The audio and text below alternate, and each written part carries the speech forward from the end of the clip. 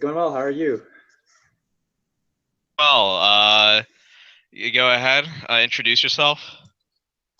Yeah, sure. So my name is Nathan Kwan. I'm a graduate of the University of Texas, 2015, and I'm originally from the Houston area, Houston, Texas. So I'm all things Houston sports: Texans, Astros, Rockets, Dynamo, unfortunately, and of course, University of Texas.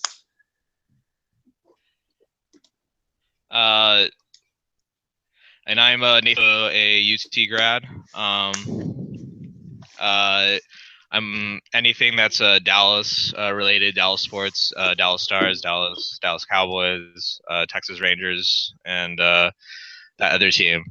But just mostly that. Uh, but yeah. All right. Should we get started then? Yeah. Cool. All right. So, last week, Houston played Jacksonville. What are your thoughts on that? How that game went? Yeah, so I guess the Texans they've been really hot and cold this year. I think they won the game, a lot of talent, but they've lost a bunch of close games this year. And last week, I think the defense was great again, as it's been all year. Also, the offense still a work in progress. Brock Osweiler was not good. I think he was 11 of 24, under 100 passing Yeah. yards. Did have two touchdowns, didn't turn the ball over, but I think the jury's still out on him in terms of whether he was worth that huge investment over the offseason. And I think if the Texans could do it all over again, they might go a different direction, especially knowing what the Dallas Cowboys did with their quarterback situation. But I think Yeah. Yeah. overall, I think our Monday night we'll see it's a legitimate test, kind of at a neutral site. I think in Mexico City, the fans will be kind of split. I think there's a lot of Texans fans in Mexico. At least that's what the team has to us. But the Raiders are a legitimate, high-powered offense, and they're having a great Yeah. year. So I think it's Yeah. No. it's a work in progress. I think the fans are cautiously optimistic. The record is really good, but I think the point differential is like the worst point differential for a team that has a 6-3 record. So we'll see. Since ever. Well, yeah. I mean, the good thing about the Texans is that they play in the AFC South, and there's just no good team outside of like maybe Tennessee. I mean, the biggest obstacle the Texans making it this year is what seems to be a rejuvenated Titans team. You know, Yeah, it's been really surprising. Everyone was thinking the Colts would bounce back after last year with Andrew Luck being out. That like once he was healthy, I mean, the Colts went to the AFC Championship the year before, and everyone was thinking they'd be back. But I think they have all sorts of problems. Again, they still haven't fixed that offensive line. And I mean, if you can't protect Luck, it does you no good. And the defense, while it's been a little better, the Colts have still struggled mightily on that side of the ball. And the Titans, yeah, I do think Mariota and the offense, it's been a lot better for them this year. And I think they have something there, and their receivers have really Rashard Matthews and DeMarco Murray. I think have really surprised. I think Titans. I think eventually that Week 17 matchup, it might come down to that. They host the Texans in that final weekend matchup, and that might decide the division. yeah, it probably will too. And I, something I want to kind of bring up to last game, back to last game for like the Houston Texans that like really stood out to me. That wasn't necessarily about the Texans, but more so about the Jacksonville Jaguars. Is just like, good God, Blake Bortles is really the king of garbage. Uh, you know, I mean, did you see the pass where he tried throwing it down at the at his receiver's foot and it bounced off the foot and I think it was Whitney Merciless who Mm-hmm. caught the ball and intercepted it, and it's just Yeah. like how does that even happen? To like someone that was drafted third overall, in a very deep draft in the 2014 draft, Right. Yeah, and wasn't that also the same draft that like the Colts drafted Philip Dorsett in the first round? Them like three different like highly invested in receivers. Mm-hmm. So now it's like they have. I mean, you'd have to think that they're kicking themselves now and like not using that pick and trying to load up more on the defensive side of the ball. You know? Yeah, for sure. And I think nobody expected like the hype going into this year was how Jacksonville was like this was finally their year. Like they have like the two receivers coming back and Allen Robinson and Yeah. Allen Hearns and Marquise They just Lee. signed Chris Ivory. Yeah, and well, Ivory's been hurt and he hasn't even really played that much. But I think it's Yeah. I mean, when you have a really young team as they do, I think it's a lot of growing pains, and it's really like until you like put together results and know how to win those close games, it really is growing pains and learning how to win those games that a couple of years ago when the Texans were trying to come up and before they won the division, they were continuously 6-10, 7-9, 8-8, but like getting over that hump, I think it just takes a while, and I mean we'll see if Gus Mm. Bradley, the head coach, survives this year, but I mean at this point 2-7, it doesn't look good for him.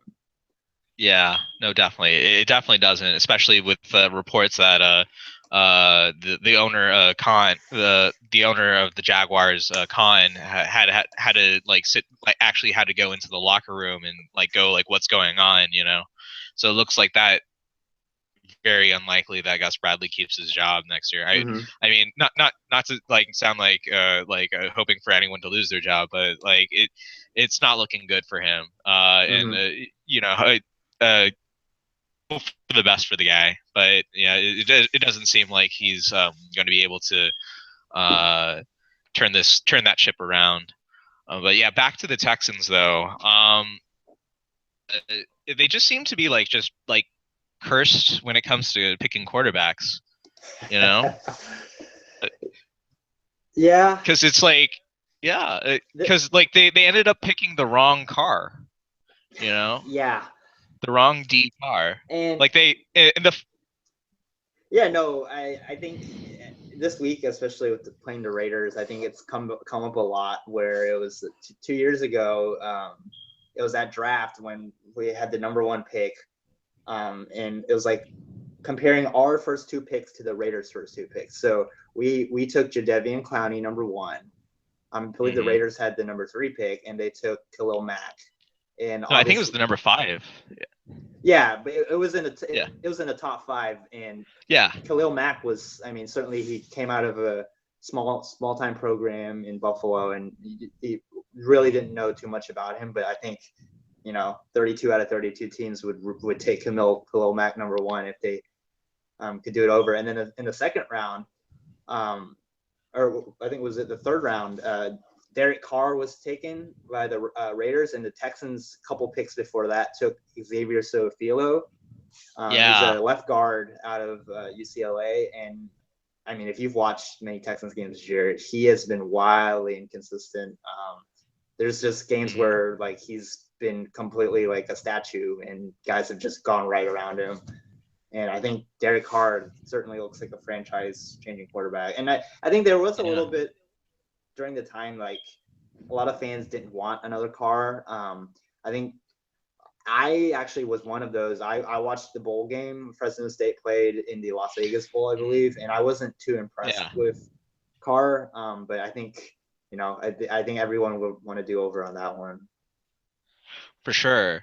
Well, I mean, coming out of college, like while his numbers looked kind of impressive, they like a lot of people were sort of docking him because he was putting up like big numbers at a small school, much like his brother, and like he just seemed like more of a like he didn't come across as all that efficient a quarterback back then as he is like right now. Like right now, he's only had like I think only 3 interceptions compared to like 17 touchdowns Mm-hmm. correctly. Mm-hmm. And it's sorry for that bump there, but yeah, no, it's he. I mean, back at the time, like he's like everyone thought, including me. I'll be the first to say it that he out of all the quarterbacks that were taken in the first 2 rounds, like he was the most likely to be a bit of a bust, just because Mm-hmm. like he didn't seem to really deliver all that well on a big stage. Like Blake Bortles, honestly, I was higher on just because of the bowl game that he had against, I believe, Baylor. It was, I mean, it was, I think it was the, was it the Sugar Bowl or the Orange Bowl? One of the two. Mm-hmm. Um, but yeah, he absolutely decimated that defense. Although like but I mean, looking back on it, like I mean, it's not exactly like Baylor under Bryles always like got like top notch defenses to begin with. But I mean, it looked like Bortles was well on his way to at least being a decent quarterback. And but yeah, no, I mean, looking back, Derek Carr is 100, looking more and more like the best quarterback. Although like the Teddy Bridgewater still has a chance to at least like come back from serious leg injuries. But Yeah. even then, Yeah, and we'll see what but even then, Jimmy Garoppolo does when Tom Brady finally retires. Which the more he plays, it looks like he's never gonna lose his stuff. But yeah, I think your point about Carr is right. I think I was reading this article a couple weeks ago. It was very interesting. It was comparing Clowney, and it was basically it was like the big name school. You know, Clowney played that bowl game against Michigan, delivered that hit, and basically like he was going to be number one pick like regardless. And basically his junior year he didn't really play like hard, didn't want to get hurt. And I think it's this yeah, kind of situation where the kids from the small name schools have a chip on their shoulder and they want to work for it. They Nothing was handed to them. They were always slighted, and I think like it might make them a more successful pro in that transition. Like that they had to like raise their game. They had to do the little things like do those off season workouts and like do 100 put in 110% to like kind of eclipse the big name who's always had like everyone has always praised them and everything was handed to them. They didn't have to work for it. And I think like Clowney, the coaches have said that like he is still a work in progress on his like his work ethic and that sort of thing. And I don't think yeah. anybody can question that. For sure. Yeah, no, I mean it goes back to it kind of reminds me a bit of like the DeMarcus Ware versus Sean Merriman debates. Like Sean Merriman was I mean, granted it's like it wasn't like Sean Merriman was coming out of the SEC back in the day, but like he was coming out of like a strong school in Maryland, I believe. And but Dallas ended up going with DeMarcus Ware, and the thing about it was just like DeMarcus Ware very clearly had like he didn't he like I mean looking back on it like Sean Merriman also might have been a bit uh, um, might have had mental problems, considering that he was incredibly abusive to his one of his girlfriends back in the day. But like DeMarcus Ware, like just like he was also very much like someone that came out of a small school, but uh, but he dedicated himself and just kept working hard at it, and in doing so, he always only just like focused on his craft versus like someone like Sean Merriman or Jay Devion Clowney is just someone who's like very clearly like naturally gifted, Mm-hmm. and they know it, but because they know that fact, they become like very complacent when it comes to it. Right. I think might be a bit of a way to sort of like lead into just like the good fortune that the Cowboys now have had twice with the quarterback situation, going from undrafted small school quarterback and Tony Romo being able to lead the team for 10 years, and now literally just handing the reins, much in the same way that Bledsoe did to him, over to Dak Prescott, who has these like same abilities to just completely focus on his job, just zero in on that.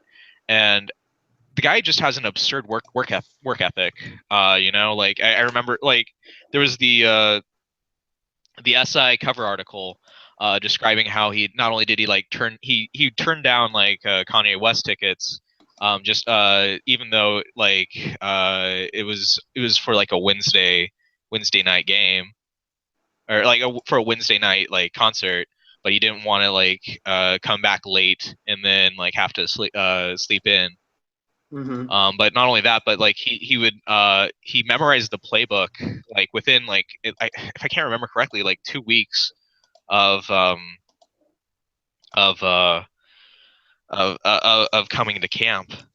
I mean, the guy is just he seems like a natural leader, you know. Oh yeah, and Um, I think like moving on and talking about the Cowboys, I think it's just incredible. Like as the Texans fan and like as a fan of the NFL in general, like how like quickly and uh like seamlessly he's adjusted to the NFL. Because I think like everybody knew in college he was this Heisman candidate, kind of like a Cam Newton type dual threat, can run, can pass. He led Mississippi State to the top five one of his years there, and I think yeah, to the number one question on even. him, yeah, and the question on him was just like, would he be able to, typical like athletic quarterback, can he like read NFL defenses, stand in there, take hits, make reads, Yeah, that sort of thing, and it's been amazing watching like what he's been able to do, and I think having, I guess, the number one rushing offense and like the yeah. best offensive line in football has certainly helped. And I think, holy cow, Ezekiel Elliott, what a player. Yeah. My God, yeah. And I mean, I was one of the few people. I was one of the people that like wasn't super sold on taking a running back that early. But I remember like just reading up on the stuff, and it's just like he definitely comes across as sort of like a generational like running back, especially behind that line, because he has like because he has the speed of an Adrian Peterson, but he's built like very stoutly, kind of like a tank. And Mm-hmm. so he's just this like this literal like pinball just like going through. And he also just does the little things too, like blocking and receiving, like that. Going back to the Pittsburgh game, just and how he's able to carry that team on his back. Because I mean, and this is someone that's saying that like Dak Prescott also was like, I mean, obviously everyone contributed to that game, but like that 83-yard like touchdown reception that he had, where he just like caught it behind the offensive line, and then they were able to like set up a few blocks, but he literally just outran the entire defense. Yeah. Like I can't remember like any defender able to like lay a hand on him, and even if they had been able to, he would be able to throw him off because he's so strong. Right. And I mean, he just has great field vision, and it's just I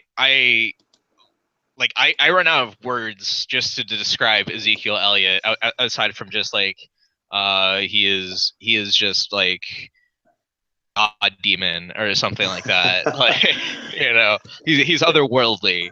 I mean, I think it's yeah. really a Go ahead. throwback because like you think running backs nowadays, there are two types. You either have the shifty one, and the really fast one, like a Le'Veon Bell type, like a David Johnson, a Lamar Yeah. Miller type, or you got the big, Or even yeah. or like you got Wait. the big bruiser, right? And I think he's like the Mhm. combination of the two, and it's really a throwback to back in the days, Emmett Smith and the Yeah. 90s. Yeah. Well, but even then, like Emmett Smith wasn't nearly as fast as Ezekiel. It feels like. Oh yeah, yeah. Like I remember someone putting it as like he's a combination of both Tony Dorsett and Emmett Smith. Like he's built like Emmett Smith, but he's as fast as Tony Dorsett. And I think that's a pretty good like an apt comparison at this point, really. Yeah, Um, it's really incredible. yeah, but even then, like the defense has been really holding up, which has been surprising considering like how much like the defensive line has been apparently smoking pot. Yeah. Like DeMarcus Lawrence at least looks like he's beginning to at least round back into form. But it looks like like Randy Gregory may never see the field again. Although he'll always be, according to Jerry Jones, his ugly baby. So, but yeah, but even then, I think the biggest story coming out with, at least on the defensive side, and I mean, not to take away from the work that Sean Lee has been doing, or at least like the defensive line has been at least contributing to it, has been able to shut down the run at least. But the secondary has really stepped up, because the biggest story going into the season was just like whether or not they would be able to reverse a lot of the troubles the secondary has been having, which had been having previously during of Jason Garrett, which was that they would always like give up these huge plays, and going like for the first half of the season, like Mo Claiborne was finally playing like the top 10 pick that he had been projected as. He was like actually playing like a shutdown corner. Brandon Carr was finally playing up to his contract. And Anthony Brown, who was our sixth round pick this year, had seemed to be like stepping up in the slot quarterback role in place of Orlando Scandrick. But even after Mo Claiborne went down, it's just the biggest thing going forward has just been the depth.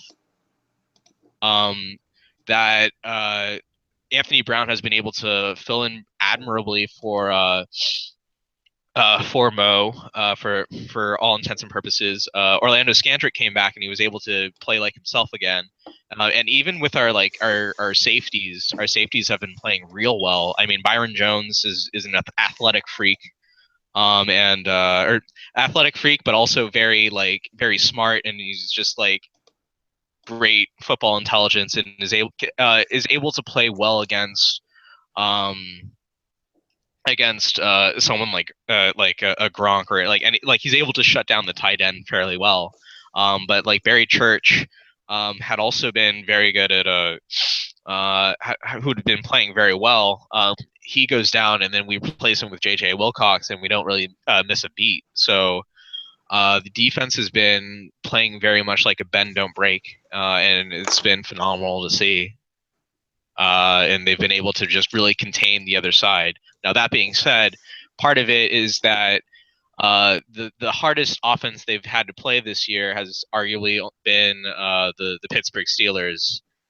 And a lot of the other ones that they played against have been, while I wouldn't say weak, have been definitely been very inconsistent, specifically like Green Bay and Cincinnati, who have just like completely just seemingly just have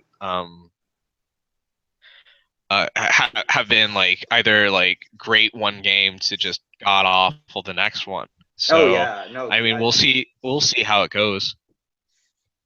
Yeah, no, you're point about Green Bay and Cincinnati. I think both those coaches better be careful. I think Marvin Lewis has been on hot seat, it seems, for like 10 years now, and I don't think he survives this one the way it's going, and Mike McCarthy as well.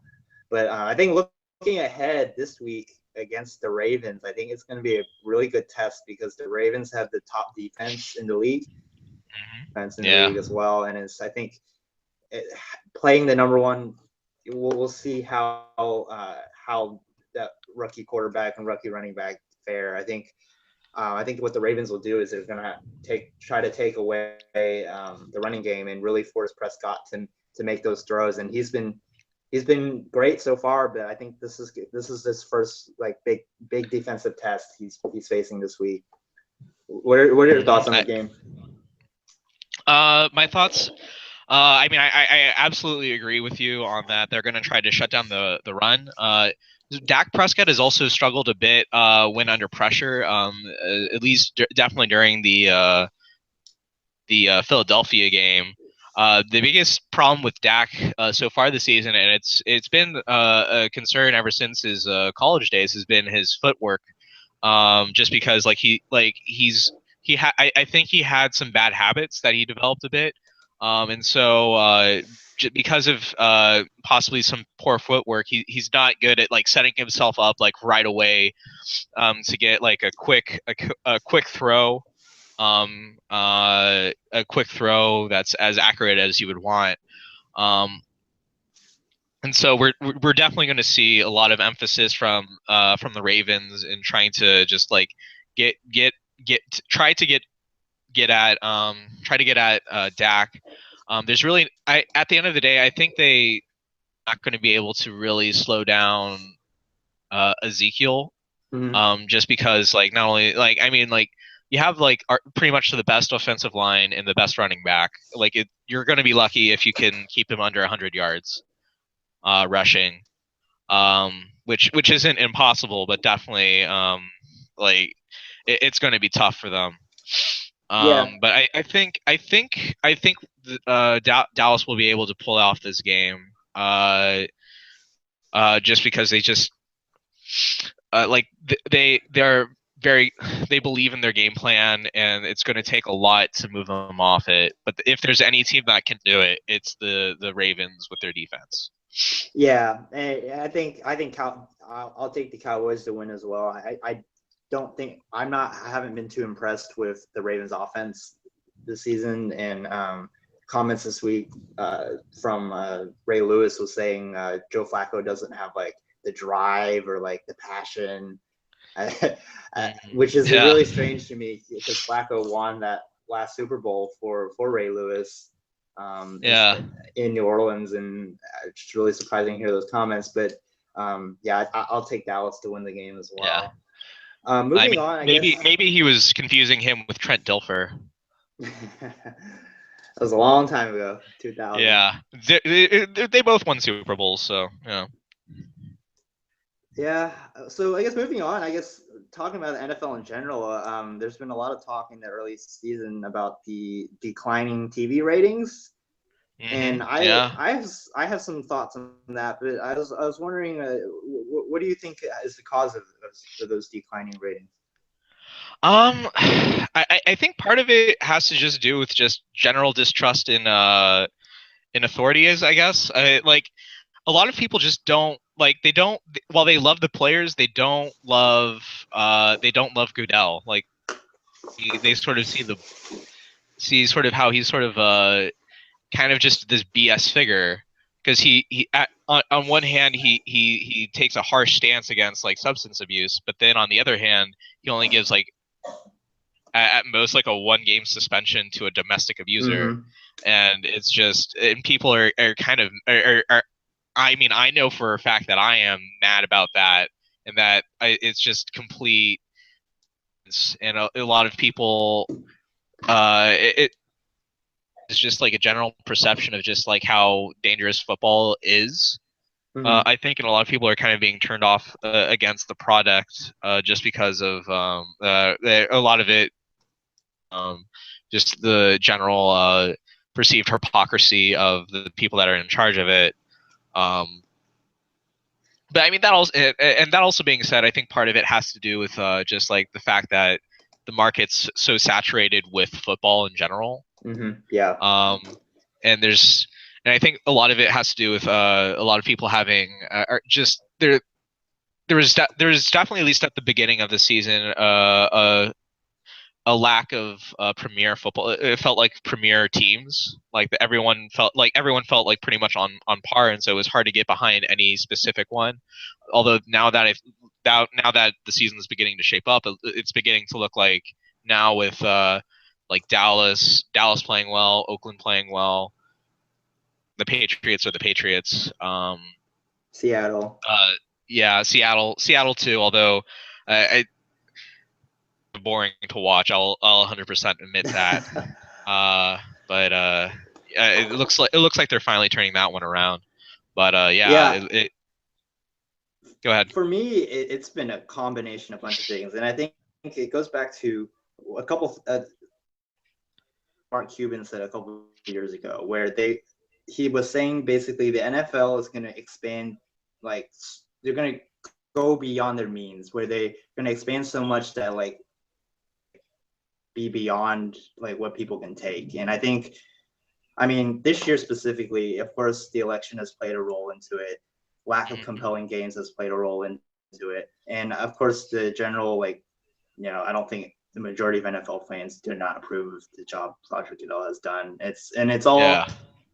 But I think the big picture thing is just I think it's too much. Like it started with the whole London thing, which I am totally against. I think Yeah. one game a year there, okay, fine. That's like you want to build your international brand, that's okay. Now you're doing 4 games a year. You're doing the expansion of Thursday Yeah. night football, which I think, okay, you can have it maybe at the end of the year when like college is kind of winding down, that's Yeah. fine. But to have Thursday night games every week, have those hideous jerseys, which nobody really likes, and then these terrible games where like the players have like 3 or 4 days to recover, and like it's just bad football. And frankly, this year also I think college has been a lot more intriguing than the NFL in terms of some of the huge upsets and some of the nail biting games. Yeah, and the storylines too. Like I think going forward, like the problem is just that they haven't they've struggled to find a story that they can get behind. Mm-hmm. Much like, I mean, going back to the election, like kind of in the same way that Hillary struggled to find a story for like why she should be present outside of like being the first woman and like not being Trump, you know, which Mm-hmm. again, like not to get too political, but like, I mean, being not Trump should have been a little bit more, but whatever. I whatever. I'm not to get further into that, but yeah, it feels like the NFL for the past few years has struggled to like find a compelling story to get behind. Like before it was like, because most of the time, like the big, like for the past few years, it was either like you like it felt like the few teams you could root for, like the Patriots, or like the few good teams that would always show up in the playoffs, like were like kind of like hard teams to root for. Like the Patriots, not only were they like super successful, but like they outright like cheated like like no other, Mm-hmm. you know.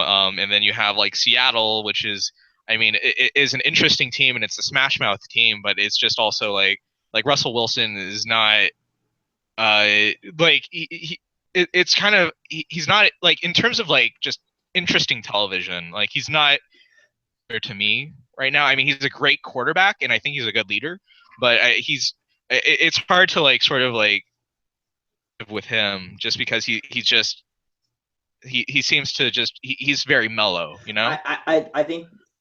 I think the general public, I think, just appreciates like offensive shootouts over like defensive struggles. Like they don't want to see the Arizona Cardinals Yeah. and Seattle Seahawks play to a 6-6 tie where like there's no touchdowns and it's just Yeah, defensive multiple smash. missed field goals. Yeah, and like, but like it's I think you got to find a balance there too, where like I can't watch college football some days when, especially in the Big 12, when it's like 62-55, and you're just like you're just watching like scrimmages out there of the offenses, and there's no tackling. I think you have to find a balance Mhm. there, and I do think the quality of the game, like if you eliminate those Thursday night games, is a lot better in the NFL. Obviously, they're pros, For and like sure. it's just the NFL had the number one product. They still do, but like they had the most popular sport by far, and they had everything going like revenue wise, TV wise, and they tried to fix what wasn't broken. They're trying this international expansion. They're trying this games, and Yeah. They're it's trying to cut down on celebrations and it's just like, you know. you try to mess up like you. It's just like it paints you as like you're just all in it for the money, and like you don't Which care they about your are. players at all. Well, it is, but you don't have to like blatantly like show the world that. I guess is what I'm trying to Yeah. say. Like no one likes, yeah, like no one likes to think that they're kind of supporting this like authoritarian, like who's trying to like NFL the no fun league. Yeah, Um but like and that's always been a struggle with the NFL in general, just because they've always, to me at least, have always sort of like tried to tended to appeal to like a more conservative sense, I think. But it's always, I mean, it's always, I think, gone in cycles. You know, like you have because and when the USFL was going around, like that was the big criticism with the NFL, was that it was not as fun as the USFL. You would have these like offensive shootouts, but Mm-hmm. the thing going forward was that like they'd always come out on top, just because like at the end of the day people want to play for the NFL, and those are like the best athletes in America want to play for them, and it's just fun to watch that, you know. And it's just like at the end of the day, you kind of have to just like let those people be who they are. And I Right. think another interesting thing might going forward might be just to increase the salary cap and just allow for more quality teams to just like be able to balance each other, balance themselves out, and have a greater quality, instead of like having to have a lot of talent go to teams that might be a bit more mismanaged. You know, if that makes sense. Yeah, I mean, I think, to me, I think the parity in the NFL is by far unlike any other sport. I think, like you'll have every year you'll have a 10-loss team go to a 10-win team. You'll have a 10-win team go to a 10-loss team. It's remarkable how like Patriots that have, and this like the Steelers that have been so well run the past every year. The Yeah. turnover on NFL rosters is incredible year to year, where you have to manage the cap. And so I don't have any problem with that aspect of it. I just do think that the CEOs and like Roger Goodell and the NFL executives, they need to take a step back and realize like about the money, and you got to listen to your fans, you got to listen to your players from this league, you got to listen Yeah, to your team employees, and not just care about the bottom line. And for sure, definitely. okay, so I guess Yeah. and briefly, Aish, do you have any thoughts on the Tony Romo press conference? I guess he came out and basically said he was fully supportive of Dak, and he deserves to be a quarterback. He's earned that right. Yeah. I definitely teared up a bit. Not gonna lie. Because my first memory of the Cowboys is one of failure. When they lost the Texans, in the Texans' first game, I distinctly, like, I That didn't was understand wonderful, what wasn't it? it was yeah, it was the greatest. And it was just like I was too young to like understand like what it all meant, what it meant to like lose to a team, like a literal expansion team. Mm-hmm. But like that was the first, like when I first started following, like even though I was like alive during the time of the dynasty in the 90s, I never really got to experience following those teams, just because like I was like what, like 2-3 years Mm-hmm. old at the time, like it Understood. would not have registered for me. And so for me at least, it was like I we just this constant struggle of like trying to reassess like that history of the Cowboys of being this glorious like franchise, and trying to like somehow return to that. And the biggest roadblock for me back then was always just like we could never find a quarterback, because because it was like Quincy Carter. Like Quincy Carter was able to lead the team to a 10-6 playoff, to be a 10-6 wildcard team. But he was never an accurate quarterback, and like he was only like really just more of a mobile quarterback. And once his running was gone, like he couldn't really do much of anything. He couldn't really like compete at an NFL level. And then we tried like former baseball players, who then Drew Henson. Drew Henson, Chad Hutchinson, who were just like not good at all. And then we tried going with these old veterans and Vinny Testaverde and Drew Bledsoe. But when I really got into started really following sports, and really following the Cowboys, and even watching the preseason games, there was always like one person that stuck out, and it was first time I ever took notice of Tony Romo was They plugged him in. It was like late in the fourth quarter of a preseason game. I believe it was against the Houston Texans. But they plugged him in, and second, third, or fourth throw, but he threw this beautiful like bomb to one of the wide receivers who was just like streaking down the sideline, and it was like this, like, to me at least it looked like this, like he must have thrown it, like, to like back then it looked like it was like he threw it like 70 yards. It was a 70-yard touchdown throw or something. Like, to me, like, if I looked it up, like, it probably was like less than that, but like I never saw one of our quarterbacks throw it like that. And I was always like, I remember the commentator saying like, wow, that's like an NFL level throw. And I'm like, wow, we might have an NFL level quarterback on our team now. and and so then, like, as the years went on, and like I would more attention to him, I started saying, like, telling all my like middle school friends, like, oh, we should be starting this guy named Tony Romo. And they're like, who's Tony Romo? And I would be like, hey, he's just like, he's like the third stringer, but he's gonna make it. Just you watch. And then they finally plugged him in after halftime against the New York Giants in 2006.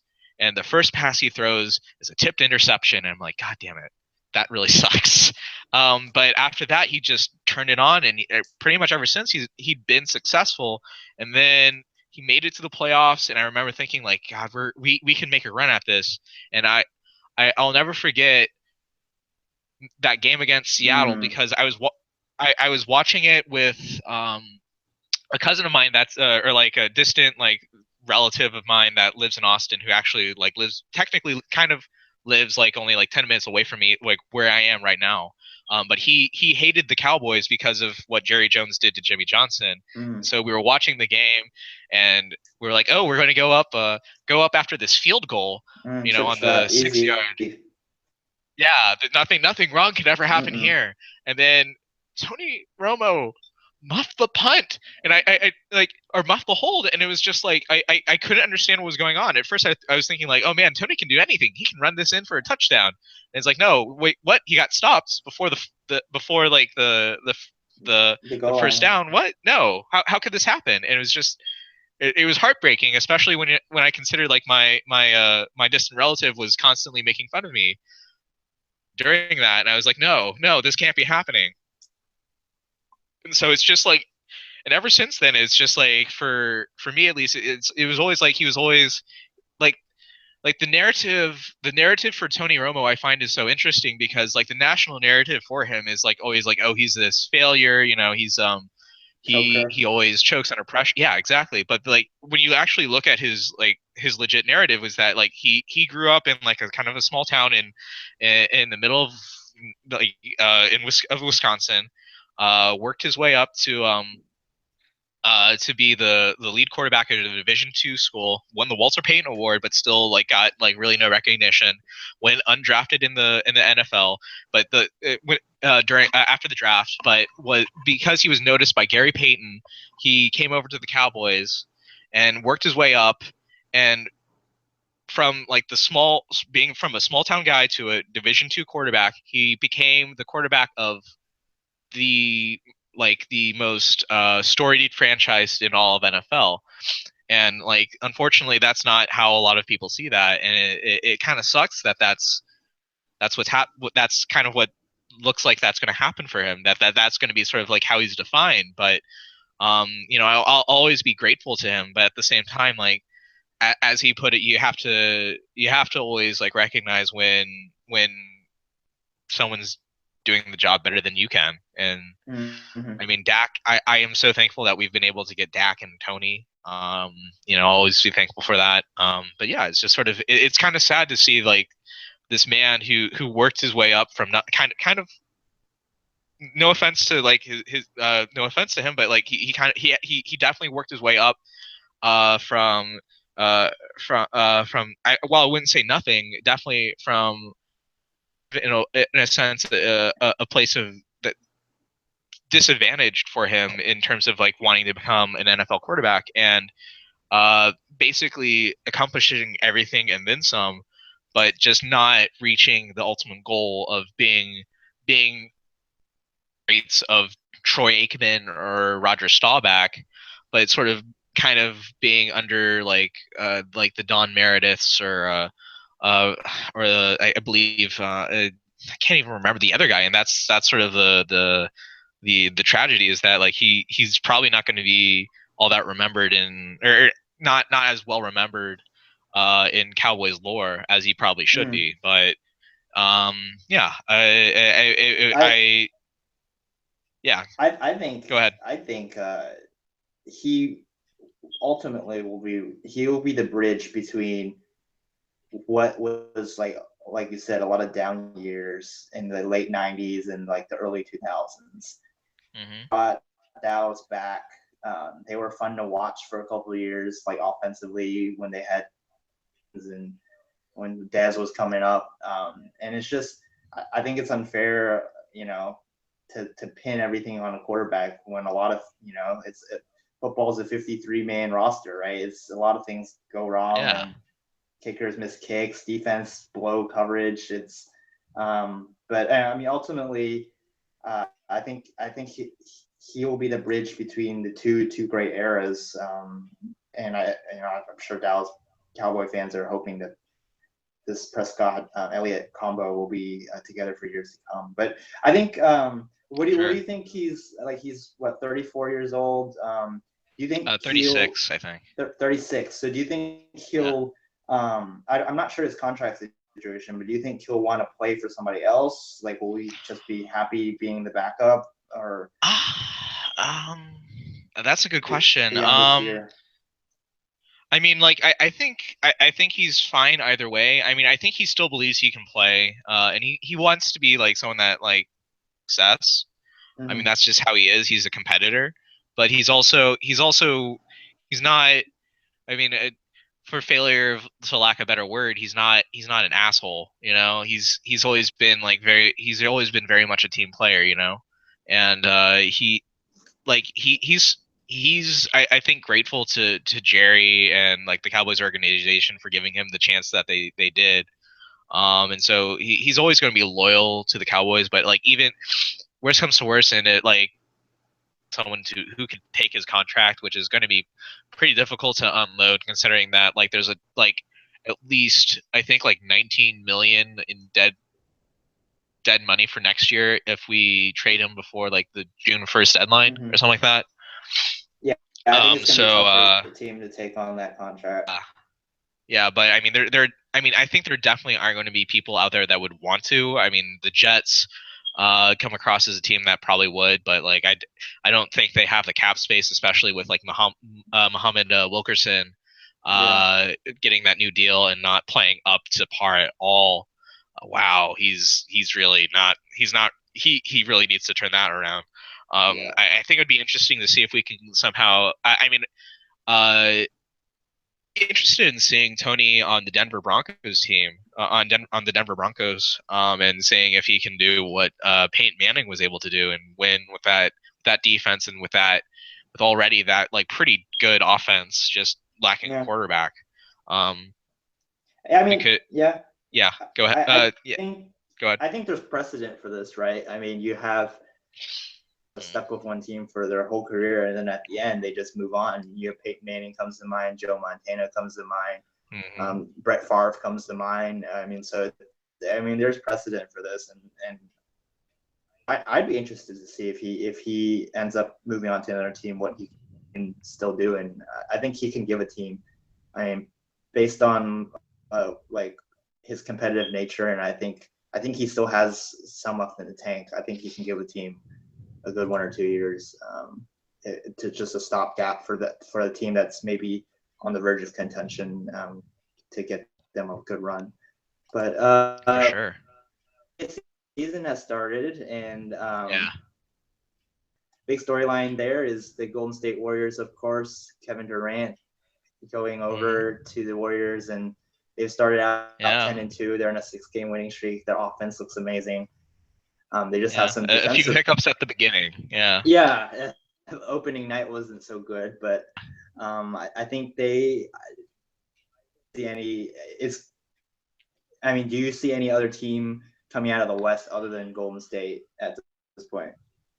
I still believe in San Antonio just because it's like you can never discount Pop. And I mean they still got Tony Parker who in terms of just like veteran presence. I mean Kawhi Leonard obviously, but like Kawhi He's a Leonard and Aldridge superstar. obviously. Yeah, they have their own super team going forward, and I mean Pau Gasol obviously like he's no scrub himself, and Manu's Manu even at his late stage, you know. I think Um, the key is you got to pound him inside because Golden State lost their depth. They lost Bogut. They lost a lot of their inside depth. And yeah, like if you're a they team, replaced Bogut with Zaza, and as a Mavs fan, I can tell you that that's, I mean, obviously compared to what Bogut's doing now, I mean, like disregarding that, like it technically Zaza replacing Zaza with Bogut is technically a downgrade in terms of yeah, interior for sure. presence. I I think it'll be interesting if they make a move at the deadline to get more interior depth because I do think Spurs with Blake and DeAndre and Mm, the Spurs with Powell and Aldridge and inside, I think they can cause a yeah, problem. But I just think, it just really the shooting on that team is incredible. When you have yeah, Clay, Durant, and Curry, and you got Draymond in there as yeah, well that can shoot from the hmm outside. It's incredible to watch. Um, yeah, as far as I guess our teams are concerned, my Rockets are off to a decent start. They're 7-5. I think yeah. They are. the new coach, obviously very well recognized for his great offensive acumen with the Phoenix Suns teams back in the day. And Uh-huh. obviously the downfall of his coaching resume is his defensive record. And I think so far this year, I mean, the Rockets have played like his D'Antoni teams. James Harden has been amazing. He's a point guard now. He's had like I think 5 triple doubles already this year, Mhm. putting up MVP type numbers as a point guard.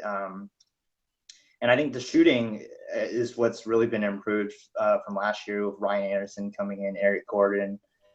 So there's a lot more shooting on the floor, and I think that has really helped the offense. Defensively, I still think that's going to be the downfall of this team, and I think most Rockets fans believe that. A lot of Rockets fans, Yeah.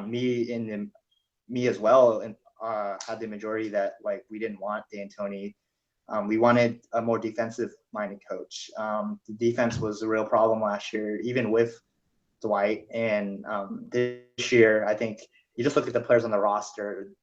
You have 7-footer, but doesn't play like a D. Ryan Anderson doesn't play D. Gordon doesn't play D. Of course, Harden famously doesn't play much D. And so I think I heard Mr. on a Heron. Mr. Heron. Yeah. yeah, and so I think I heard from I think this is Mark Jones on an ESPN broadcast was basically saying you compare this team to like a summer blockbuster like action movie. Like it's going to be really fun to watch for a while, and it's going to like a lot of people are going to be talking about it. But when it comes down to award time, winners and the trophies, like this team's not going to win. And Yeah. I think that's I agree with that sentiment. But meanwhile, like your Mavericks. I mean, certainly to win the West, but there are a lot of people that have them in that 6 to 8 seed range, like contending for a playoff spot. So they're 2-9, last place right now. What's gone wrong? They're a bad team. They're a terrible team. Like I mean like going forward, I didn't think they were going to make it the playoffs this year just because like Dirk was very clearly like declining in his skills. Deron Williams could barely stay on the floor. Wesley Matthews is like his biggest contributions are both defense and 3-point shooting, and that he's very streaky with that. The biggest, I mean, going forward, like we were all like, if there was any chance for us to make the playoffs this year, it would be dependent on Bogut playing a lot like Zaza was in the first half of last year. Harrison Barnes somehow turning into a franchise player. Justin Anderson really playing up, as well as Dwight Powell. We were all depending on those people to go do that, and the only person that's really delivered has been Harrison Barnes, who's been actually a really good player. And I mean, the thing is that like even though he's technically the only threat for the Mavs this year, he's still putting up really good numbers on a very efficient clip. Like he's not that far from a field goal percentage of like .500. He's at last I checked it was like .490 or 49%. Although I think after last night it's probably down a few. But like I mean definitely someone we can build around, I think. But good God, at this point, I might just end up watching our lone championship season in recap instead of watching the games this year, just because holy hell heck holy heck this is not a good team. I mean the only thing Yeah. I'm happy about is that like they chose the right time to tank, because right now we're not even close to having a good point guard, and this is a point guard heavy class, especially at the top. And so we should be able to get a good point guard with our very hopefully our very high draft pick, assuming assuming Adam Silver doesn't the animosity towards Mark Cuban that the previous commissioner had. So David Stern. yeah, no, David Stern did not like Mark Cuban at all. But yeah, I think it's incredible because the last few free agent classes, Mark Cuban has gone after all the big fish, and Dwight Howard. He was trying to help me like Carmelo there. DeAndre is the big one. Like the most infamous. We got Parsons. Yeah, we got Parsons, and then Parsons left. Yeah, even after forming a strong bromance with Mark Cuban, wasn't able to form a strong bromance with actually playing basketball. I mean, he's not a bad guy. Don't get me wrong, but like he barely could stay on the floor, and that was the big thing. I mean, like I mean, after seeing it's only after like a handful of games, granted, but like after seeing Harrison Barnes play versus Chandler Parsons, I'd much rather have Harrison Barnes than him. So I'm glad that at least he's in a good situation at Memphis. But holy heck, yeah.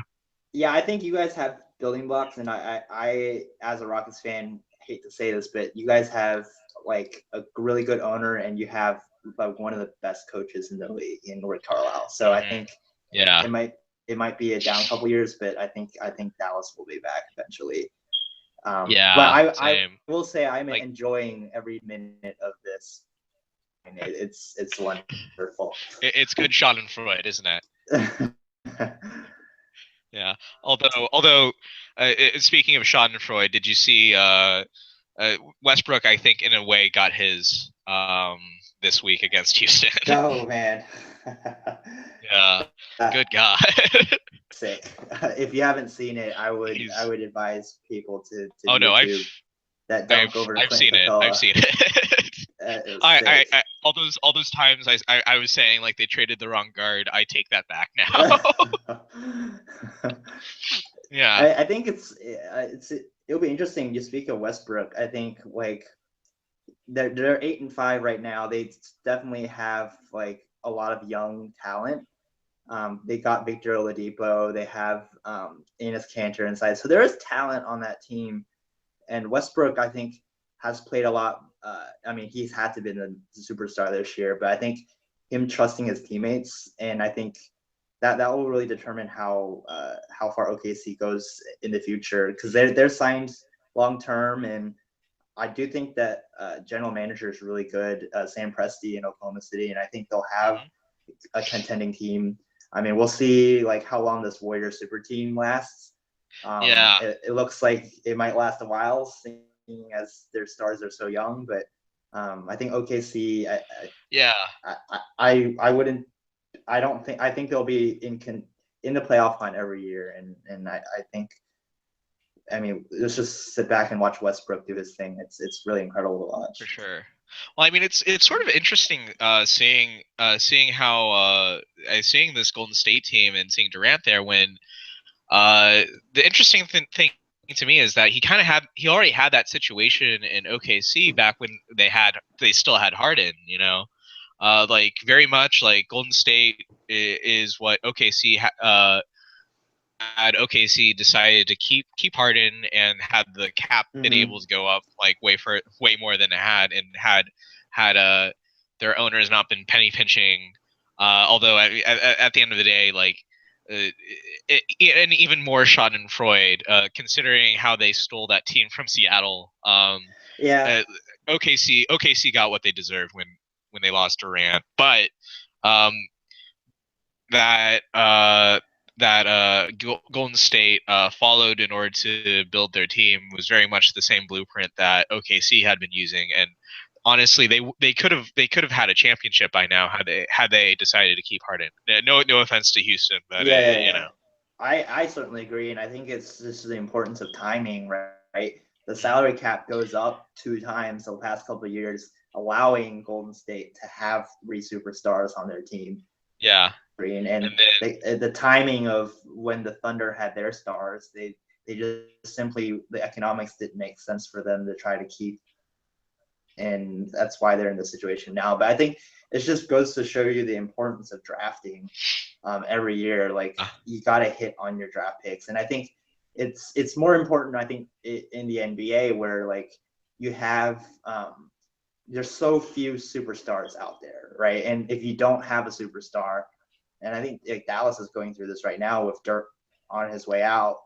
If you don't have a superstar, it's just, you can't win. And it's so, like, the Rockets suffered through like 5 or 6 years where it was between when they had Yao and T-Mac and before they got Harden, where they had a good team, solid team, good role players, but their max potential was like 42, 43 wins, like 6 or 7, 8 seed, and then first round exit. And having Kyle Lowry, that difference maker is really key, and to have 3 of them, no less, OKC had, is arguably 4 if you include Serge Ibaka, if you want.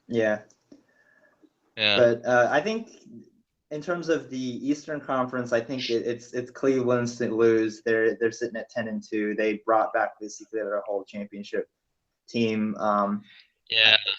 Boston is a team that I was looking at. They've struggled a little bit so far. They're at 500, 6-6. But other than those two, Toronto, you expect to be near the top. They brought back most of their team from last year with Lowry and DeRozan. And then Atlanta, interesting. Atlanta's gotten off to a pretty good start. They basically got rid of Al Horford. Well, Al Horford left, and then they replaced him with Dwight. And then they also made the trade of Jeff Teague to Atlanta, giving more of the responsibility to Dennis Schroeder. And so far it's worked out. Dennis Schroeder's been very good. And I think Coach Budenholzer in Atlanta is an incredible coach. And looking back as a Rockets fan, when we fired Rick Adelman, actually one of the candidates to replace him, and we ended up going with Kevin McHale. And so hindsight's 2020. But I think our owner would like a do-over on that one if he could. Yeah, for sure. So wow, no, that definitely hurts. So let's move on. I guess it's college football has been crazy this year. Louisville, the latest victim to the upset this week. They lost to the University of Houston on Thursday night, and so I think they're out. But how do you see this playoffs situation turning out? Because it looks like right now Michigan and Ohio State, the winner of that game is going to be in, and then the loser is probably going to be out. But which of those other teams, like Washington, Penn State, Wisconsin, which of those teams do you think ends up getting in? I mean, I was thinking Washington, just simply because like they might. I think they're, at the end of the day, they want to still like divvy up, and they don't want they want at least like one representative from one conference. I mean, at the end of the day, like, not to sound blunt, not to be too blunt, but at the end of the day, it's not going to matter because like it's Yeah, Alabama's to lose. yeah. You know. Oops, sorry about that. But yeah, it at the end of the day, yeah, I think Ohio State probably wins that game against Michigan. I mean, no offense to any Michigan fans out there, but They've at had a the end of the really day, soft like schedule. they've had a soft schedule. Like Ohio State's really like trained themselves hard. They had that game against Oklahoma, where they really stomped them out, and they only barely lost to Penn State, too. So it wasn't like they complete like they've been inconsistent or anything. It's just that they I think they probably took Penn State a little too little too lax, and Penn State came in with a good game plan because they had a good coach under Franklin. Mm. But yeah, I think it's that and Clemson. I think Clemson makes it. Um, yeah, Clemson, especially now that like Louisville's for sure out of the picture. Yeah. Do you see any situation where the Big 12 winner gets in, like Oklahoma No, could? Yeah, I think no. they're just too far down. They're at 9, and there's too many teams ahead of them that would have to lose. So I think what you're saying is the SEC, Big 10, ACC, and the Pac-12 winner get in. It was shut Yeah, out again. yeah. I mean, and granted, it's assuming that like Washington doesn't have another hiccup again. Which I mean, it's possible just because like I wasn't able to really watch the game. Washington lost. But USC. I think it's just like yeah. I mean, I don't know why they lost that game. Outside of just maybe like just USC, just like USC being USC, like they, especially now that they finally have talent on that team, being able to use that and go forward. Yeah, I think it's probably Washington, Ohio State, and Clemson. If I had to Okay. guess. Yeah, that's a What about pretty. you? I would tend to agree with you on that one. Yeah. So closer to home, I guess our Texas Longhorns are sitting at 5-5. Um, yeah, it's really been a disappointment coming into this year. I said that Charlie Strong would have to go 8-4 to keep his job, and so that's not Yeah. mathematically possible at this point. Mhm. So I think they're playing today against Kansas, and they have TCU the day after Thanksgiving. You think if there's any situation where if he wins today, they somehow Yeah. beat TCU and then they win the bowl game, they finish 8-5. You think there's any chance Charlie keeps his job? Man, it's I mean, I don't know how that situation's supposed to play out in terms of just like whether or not they how sure they can be on whether or not they can get Tom Herman from Houston. But I mean, like if they have like any indication that Tom Herman's like is his dream school, I think more than likely that they're gonna let Charlie go.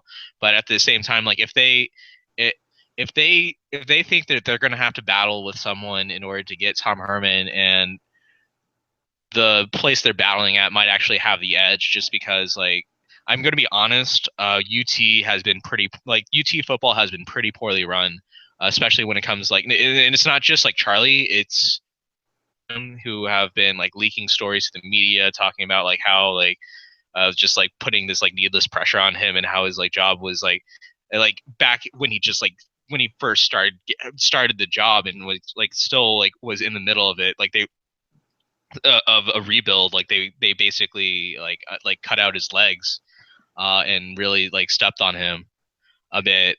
Like the situation at UT is like, I mean, even though it's like still a premier school, like the problem is that like not only is it like, I mean, at the end of the day, like Charlie is I hate to say this, he's a better recruiter than he is like a game manager or anything like that. Like he said, and it pains me to say that because he comes across as a great guy.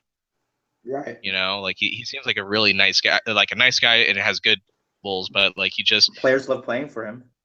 Exactly. But unfortunately, it's just like I think he doesn't he's not a very strong tactician, unfortunately.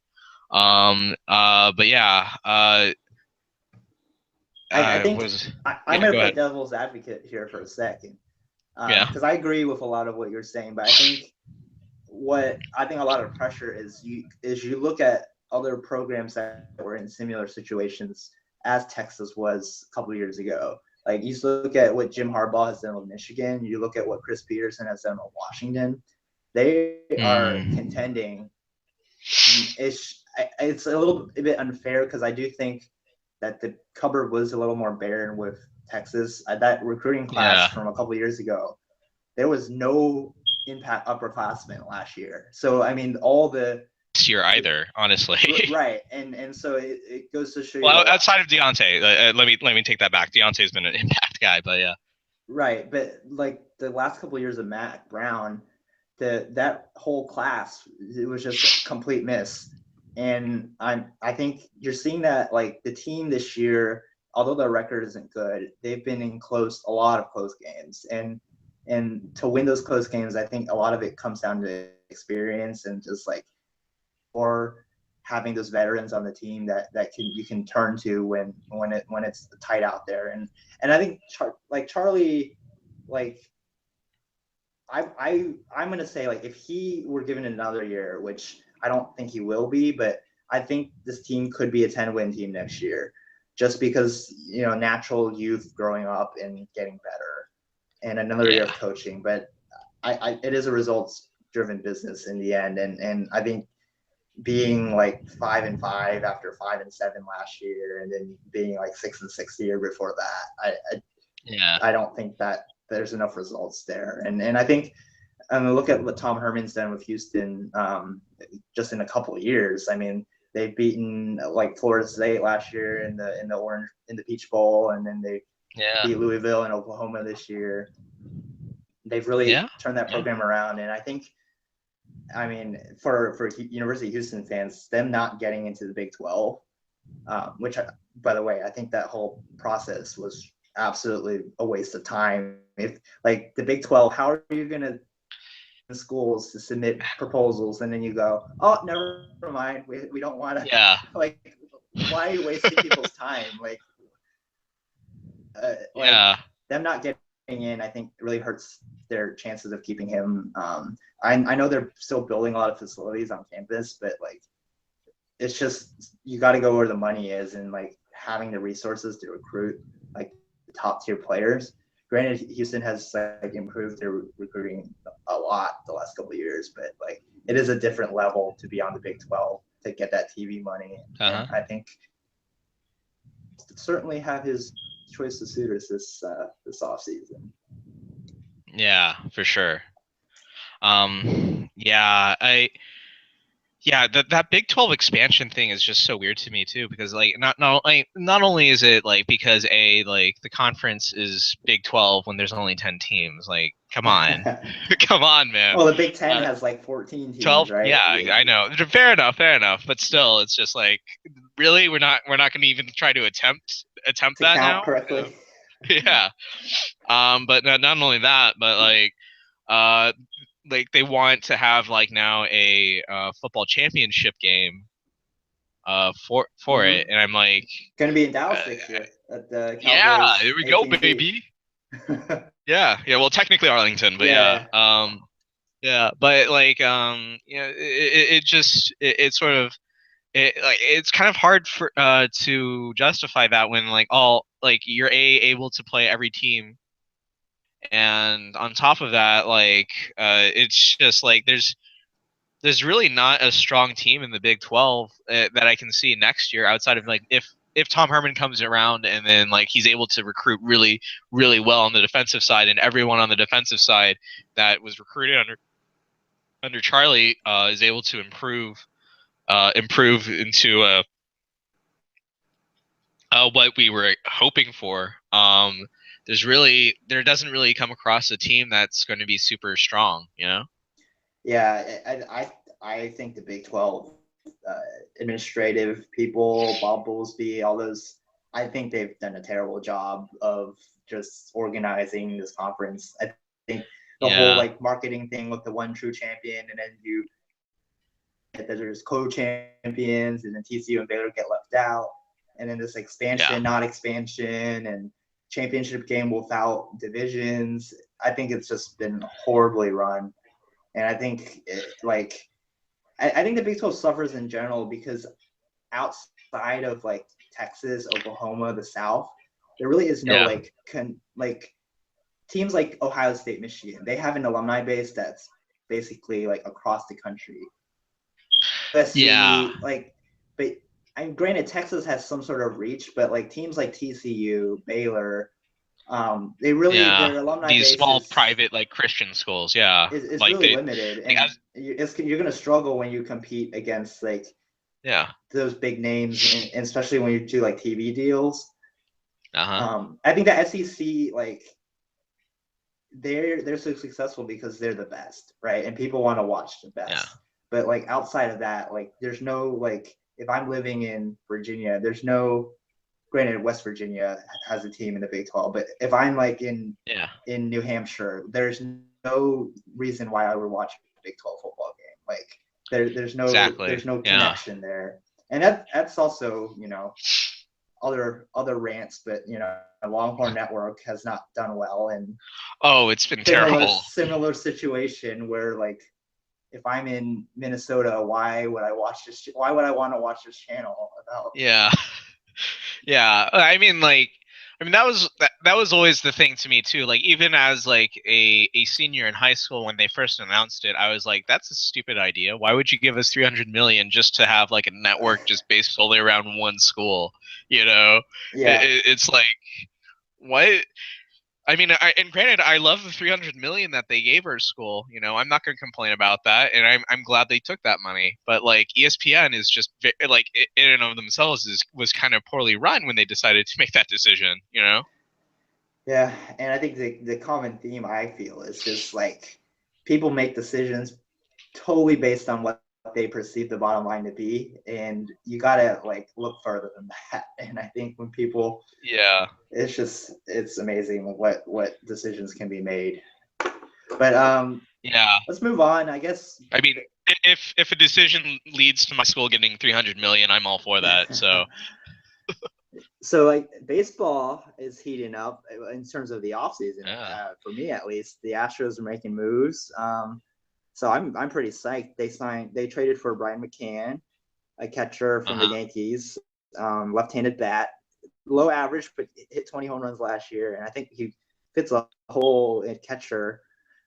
Yeah. We also signed Josh Reddick, the Astros did, who will outfielder, Gold Glove caliber at some point. They said his defense tail off a little bit, but I'm really excited about the offseason that they've been having. I think the only holes left, you got to figure out what you're going to do at first base. I think AJ Reed, the prospect that was coming up, Yeah. Wait, the jury's didn't out he on get like him. tagged for PEDs, right?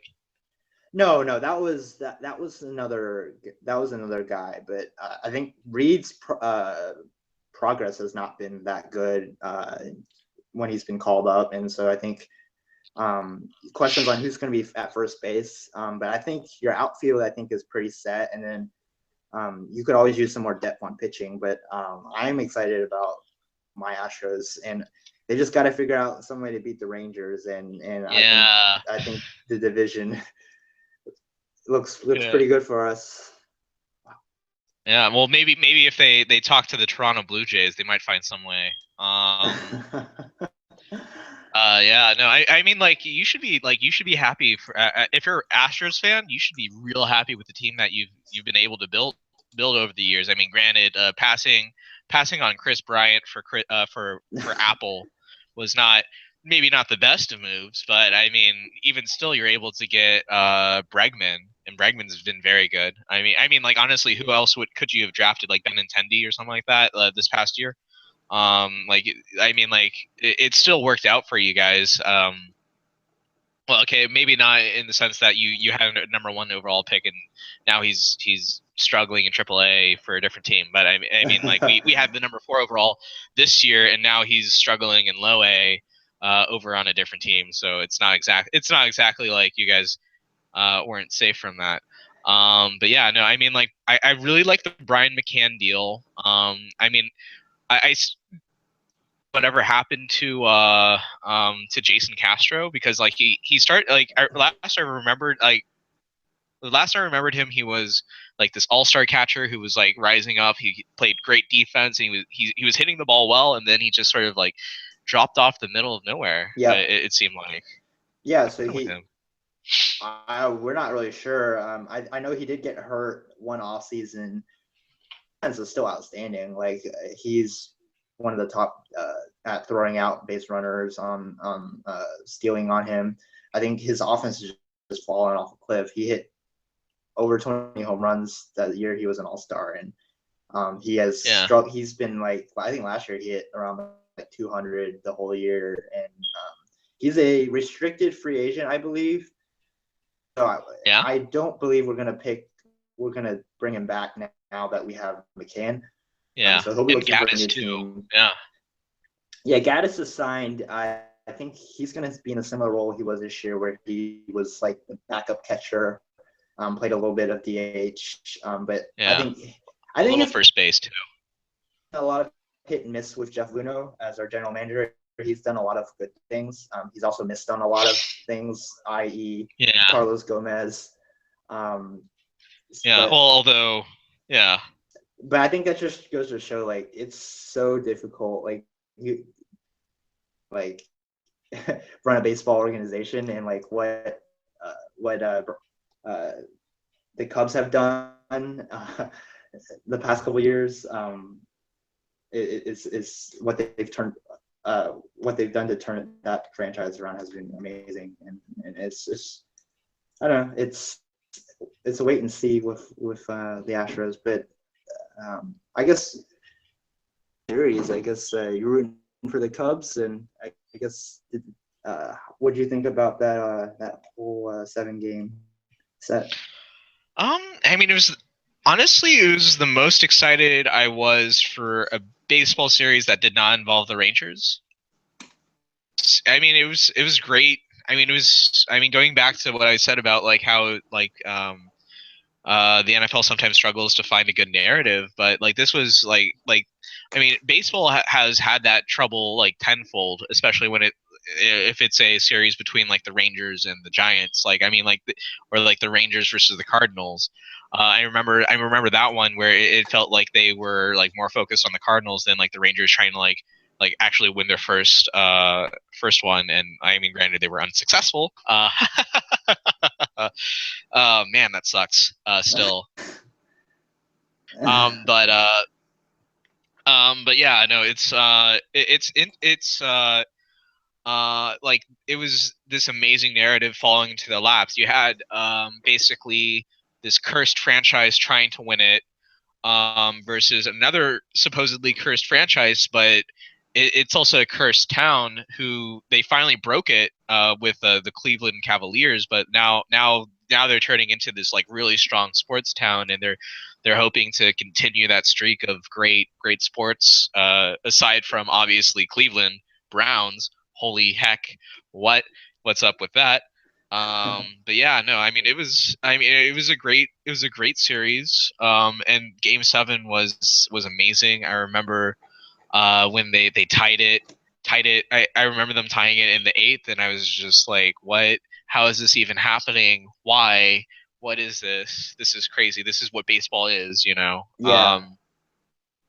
Yeah. I think that game and the 2011 Game 6, those are by far the top Uh-huh. two games I've ever seen, where it's just back and forth. Uh, Yeah. Well, sorry about the outcome of the other one, but well, I think I yeah, think go ahead. baseball is on its way back. I think there's there's so many young like stars in the game, and I think with Yeah. football struggling a little bit, I think there's an opportunity there where baseball can come back a little bit. You have to reach out to young kids, because that's going to be your fan base for the next 20, 30 years. And I think right track with the pace of play initiatives where like I don't know about the pitch clock and everything, but like you got to speed up the game, and I think they're on the right track with that. And I don't know, I got into sports around 04, 05, and that was when the Astros were going to the NLCS, going to the World Series, and that's when I fell in love with the game. And basketball will always be my first love, but baseball, like when the team is doing really well, it's an atmosphere that's different from other sports, and like the playoffs and 25 guys on the roster, like each having a role. It's when your team is doing well. No, definitely. I think there's always going to be that pull too with baseball, and it's like it's great that they're having like these young players like finally making an impact, because it's now like it's easier. Not only can they just follow along with it, kids can like now like relate, but they can now follow along for a longer time. But I mean, I think the pull with baseball is always going to be like sort of like based on sort of this ideal about sort of family, because I remember when I fell in love with baseball was like when my dad took me to go see the Rangers, and he just sort of pointed out like how all these like the atmosphere is always going to be like second to none when you're at a baseball game, because it's so like family oriented atmosphere. And I think that's where there's a disconnect in football where it's all about the money. Like, how can the average person even go take their family to the game when the ticket prices are like that? Discussion for another day. We gotta overthrow the bourgeoisie, man. Let's do this.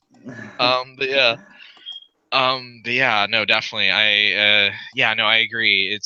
I mean, baseball is always going to be there just because of that. It's always going to be a great thing to take your family to. And it's now with these like young stars, these kids can not only like get into the game because through that lens of the family, but they can now follow along well into like their teens and like as an adult as they follow these just like these very interesting characters. I mean, you guys already have one too with Carlos Correa. So it looks like at least like Houston's going to be on the rise too. Mm-hmm. But yeah, I think that's pretty much it. Yeah, I guess this was fun. This was our first one. Definitely went a little bit many more of these in the future. Yeah, so, definitely went a little bit longer than I was expecting. But what are your thoughts? I think it thought it went pretty well. I guess we'll be signing off now. I guess I'm Nathan Kwan. Yeah, and I'm Nathan Simmons. So yeah, we'll see you guys next time. Yeah, see ya. Y'all have a great day.